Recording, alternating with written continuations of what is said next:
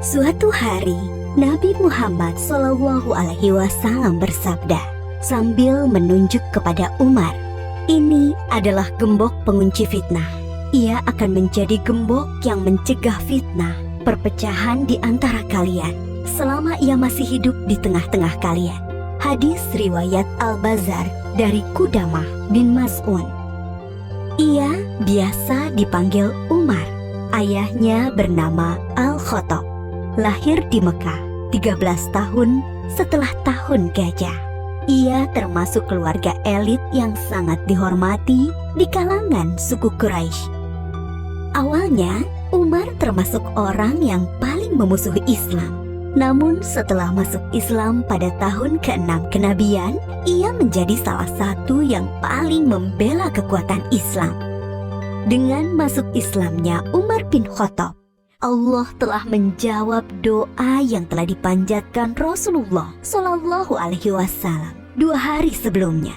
Ya Allah, kuatkanlah Islam dengan Umar bin Khattab atau Amr bin Hisham, yakni Abu Jahal. Umar bin Khattab dikenal sebagai orang yang sangat pemberani demi kebenaran dan keyakinan.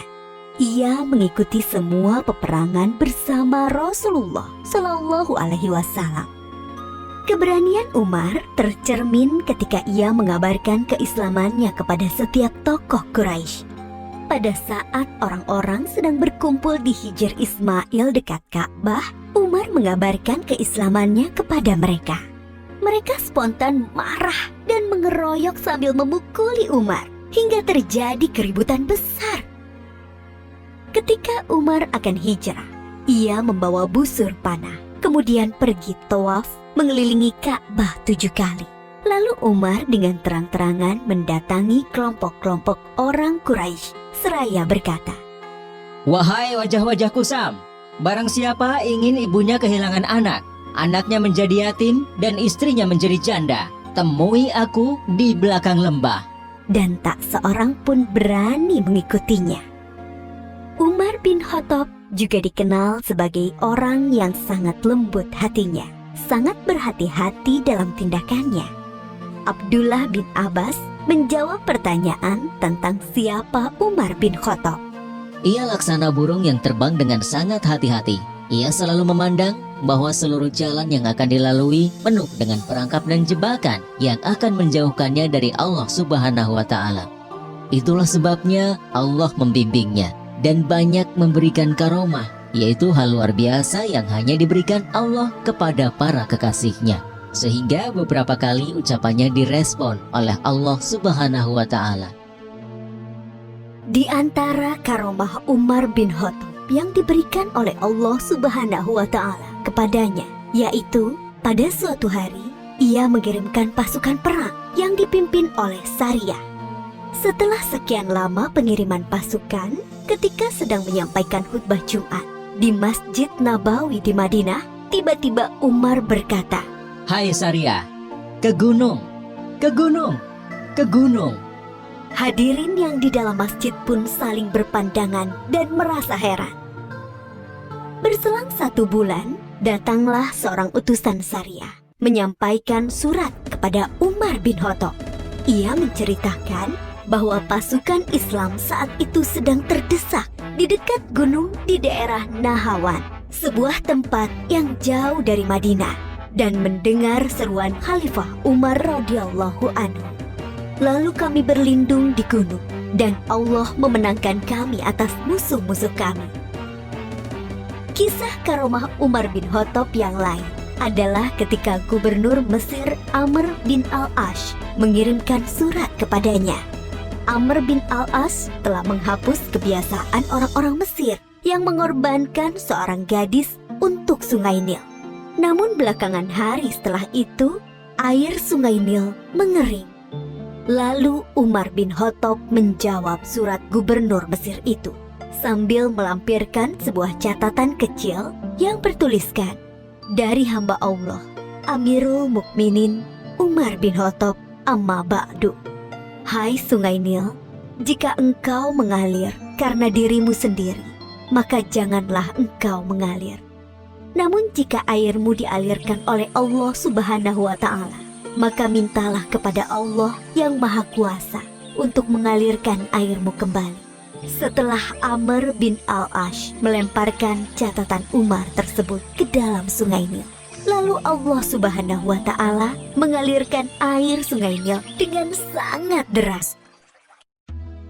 Di kalangan para sahabat dan orang-orang dekatnya, Umar dikenal sebagai sosok pemimpin yang sangat sederhana dan sangat bersahaja.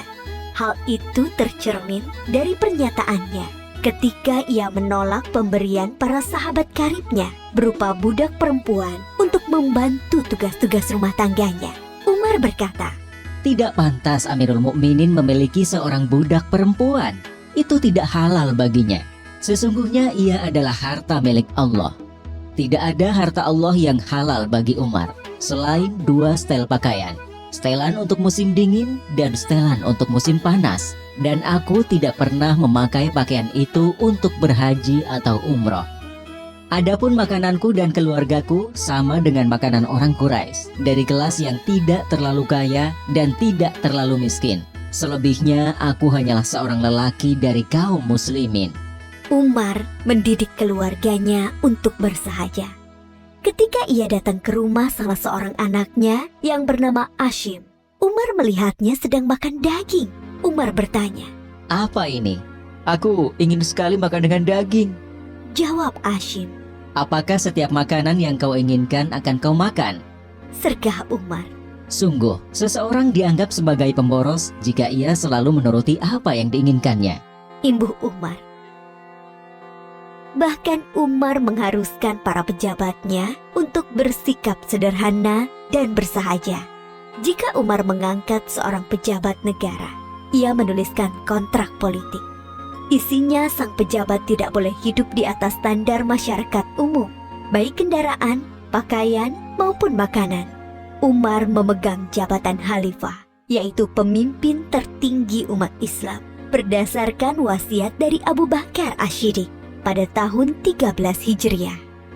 Di masa pemerintahannya, Umar banyak menaklukkan kota-kota besar di beberapa negara di benua Asia dan Afrika, seperti kota Himsyum, Aleppo, Antokia di Suriah, Basrah, dan Kufah di Irak, Tobariyah di Yordania, dan beberapa kota lainnya di Mesir, Libya, dan Maroko. Jasa-jasa Umar bin Khattab untuk kaum muslimin sangat banyak. Ia telah menetapkan dan menuliskan penanggalan Islam yang kita kenal sekarang dengan penanggalan Hijriah. Ia juga yang mendirikan Baitul Mal, yaitu lembaga tempat pengumpulan dana-dana kas negara. Umar membangun kota-kota besar seperti Kufah, Basrah, Jazirah, Syam, Mausil, dan mengangkat para hakim di sana, serta melengkapinya dengan kantor-kantor administrasi. Umar bin Khattab juga dikenal sebagai pribadi yang sangat adil dan teliti, sangat takut melakukan kezoliman sekecil apapun. Umar pernah mengatakan, Sesungguhnya aku menempatkan diriku terhadap harta milik Allah, harta Baitul Mal, laksana posisi wali anak yatim terhadap harta anak yatim. Sejauh kemampuanku, aku akan menahan diri dari memakan harta milik Allah. Namun jika aku sangat membutuhkannya, aku akan memakannya dengan cara yang patut. Jika aku sudah mampu, aku akan bayarkan kembali apa yang aku makan itu. bahkan ketika ia sakit dan hendak menyampaikan khutbahnya, para hadirin mengabarkan bahwa obat dari sakitnya itu adalah madu yang ada di Baitul Mal. Umar berkata, Kalau kalian mengizinkanku untuk mengambilnya, akan aku ambil. Kalau tidak, maka kunyatakan benda itu haram untukku. Umar bin Khattab adalah pemimpin yang sangat sayang dan peduli dengan rakyat yang dipimpinnya. Seperti biasanya, Umar keluar malam untuk melihat keadaan rakyatnya. Di tengah perjalanan, ia mendengar suara seorang wanita yang melantunkan bait syair kerinduan kepada suaminya yang bertugas jihad di jalan Allah. Lalu ia bergegas pulang dan meminta pendapat putrinya, Hafsah. Seberapa lama seorang wanita sanggup menahan kerinduan terhadap suami? Setelah mendapat jawaban dari Hafsah, Ia segera menulis surat kepada para panglima yang bertugas di medan perang untuk memulangkan para pasukan mujahidin ke rumahnya setelah bertugas selama 4 bulan. Umar bin Khattab meninggal pada tahun 23 Hijriah ketika hendak memimpin sholat subuh. Ia ditikam oleh seorang budak majusi dari Persia yang merasa diperlakukan tidak adil dan dendam dengan Umar. Ia bernama Abu Lu'lu'ah.